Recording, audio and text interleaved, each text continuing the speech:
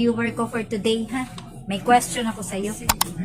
Ano ang dapat mong gawin kung papalapit ka sa intersection at ang daan pagkalipas nito ay masikip ang daloy ng trapiko? Letter A.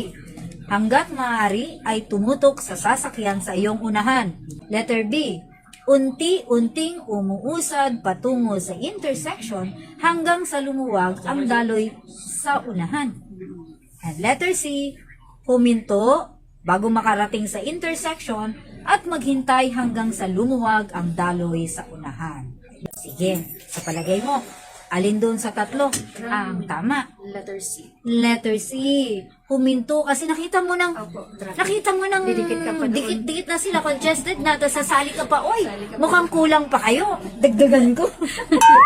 Ganon eh, parang, ingot naman nun. Alam na ganon pumasok. Nagmamadali. O, nagmamadali. Granted na mahalaga yung oras natin, nagmamadali tayo, pero kung dadagdag tayo sa sikip ng trapiko doon, wala na. Wala pa na mga atras, te. Ay, wala. Bahala ka dyan. Basta dito ako. Pakialam ko sa'yo.